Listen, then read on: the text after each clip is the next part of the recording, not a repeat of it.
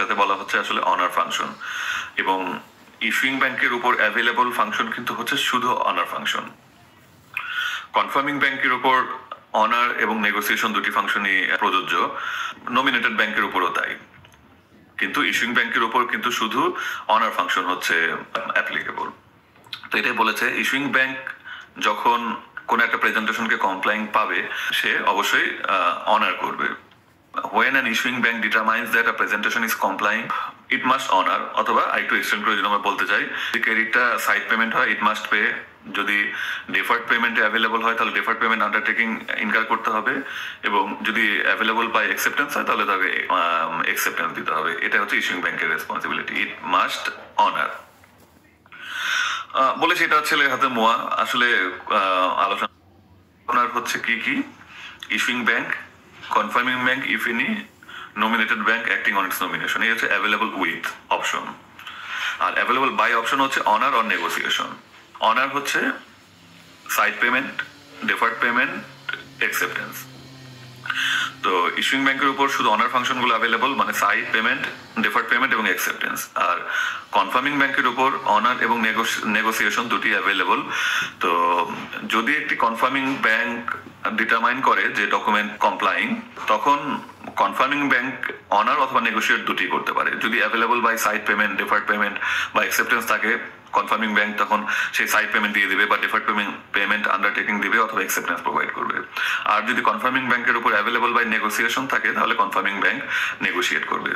Issuing ব্যাংকের কাজ কিন্তু হচ্ছে একটি, জাস্ট অনার করা, কিন্তু কনফার্মিং ব্যাংক বা নমিনেটেড ব্যাংকের কাজ কিন্তু একাধিক।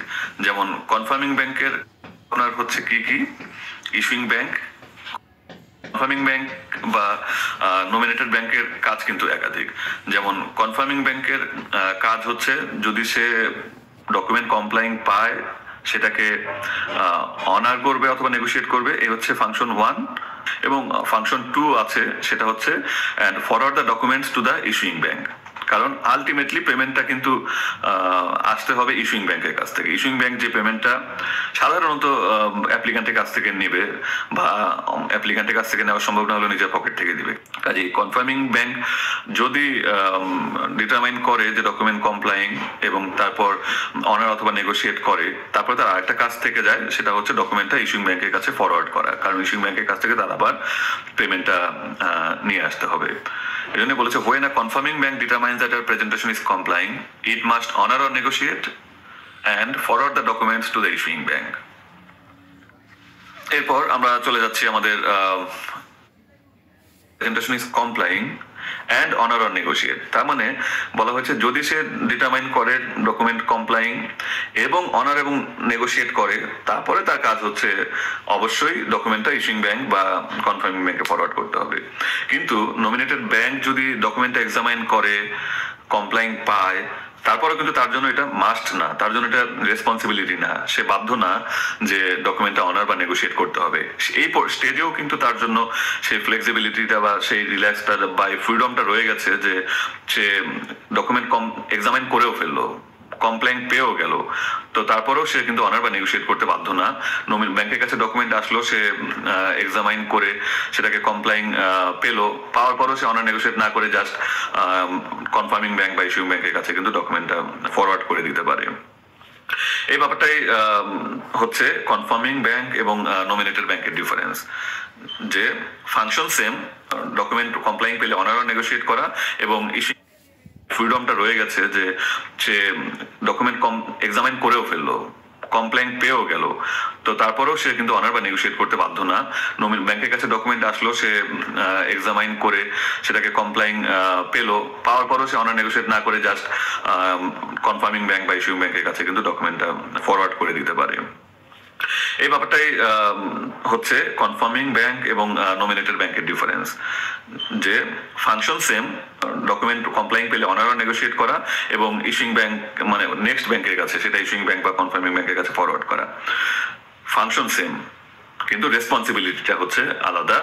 কনফার্মিং ব্যাংকের জন্য কমপ্লেইন প্রেজেন্টেশনের ডকুমেন্টটা অনার বা নেগোসিয়েট করা হচ্ছে কম্পালসারি, নমিনেটেড ব্যাংকের কাছে কমপ্লেইন প্রেজেন্টেশনটা অনার বা নেগোসিয়েট করা হচ্ছে অপশনাল। এই হচ্ছে রেসপন্সিবিলিটির জায়গা থেকে ডিফারেন্স। তো এই হচ্ছে আমাদের আজকের আর্টিকেল ছিল। আর্টিকেলটা বলেছি খুবই ছোট, ছেলের হাতের মোয়ার মতো প্রেজেন্টেশন। আপনি 5 তারিখে কোনো একটা ডকুমেন্ট পেয়েছেন, আপনার এক্সামিনেশনের ডে 1 কাউন্ট হবে হচ্ছে 6 তারিখ থেকে, যদি 6 তারিখ ব্যাংকিং ডে হয়ে থাকে 6 তারিখ থেকে কিন্তু আপনার ডকুমেন্ট এক্সামিনেশন ডে কাউন্ট হবে। তো এখানে বলা হচ্ছে যে হোয়েন ডিটারমাইন্ড, আপনি যখন ডিটারমাইন করবেন যে ডকুমেন্টটা কমপ্লাইন, তখন থেকে কিন্তু মেইনলি আপনার অনার এবং নেগোসিয়েটের রেসপন্সিবিলিটিটা শুরু হবে। আপনি এমন হতে পারে ডে 1-এ আপনি ডিটারমাইন করেছেন যে ডকুমেন্ট কমপ্লাইন, তো ডে 1 থেকেই কিন্তু আপনার অনার এবং নেগোসিয়েশনের রেসপন্সিবিলিটি শুরু হয়ে গেল।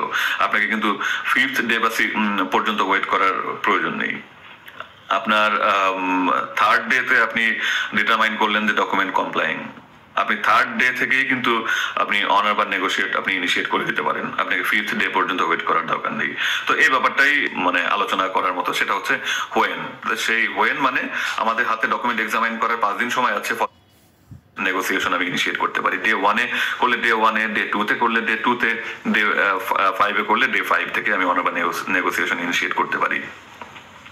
তবে আমি 7 দিনেও ডিটারমাইন করতে পারলাম না যে ডকুমেন্ট কমপ্লাইং কিনা, আমি 10 দিনেও ডিটারমাইন করতে পারলাম না যে ডকুমেন্ট কমপ্লাইং কিনা, তখন কিন্তু আর আপনার বলার সুযোগ নেই যে ডিটারমাইন যেহেতু করতে পারিনি, তুমি তো বলেছো যে হোয়েন ডিটারমাইন্স, তো আমি 20 দিনেও ডিটারমাইন করতে পারিনি যে ডকুমেন্ট কমপ্লাইং কিনা, তো আমি পেমেন্ট এখনো দিব না, অনার বা নেগোশিয়েট এখনো করবো না, সেটা বলার সুযোগ নেই।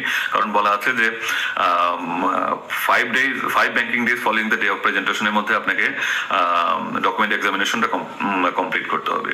আপনি যদি 5 banking days following the day of প্রেজেন্টেশনের মধ্যে আপনি ডকুমেন্ট এক্সামাইন করতে না পারেন, 6 ব্যাংকিং ডেজ থেকে কিন্তু আপনি আর বলতে পারবেন না যে ডকুমেন্টটা কমপ্লাই করেনি, তখন থেকে অটোমেটিক্যালি এটাকে আপনাকে অ্যাকসেপ্টেড ধরে নিতে হবে বা কমপ্লাইং ধরে নিতে হবে, যদি 5 দিনের মধ্যে আপনি ডকুমেন্ট এক্সামিনেশন এবং ডিসক্রিপশন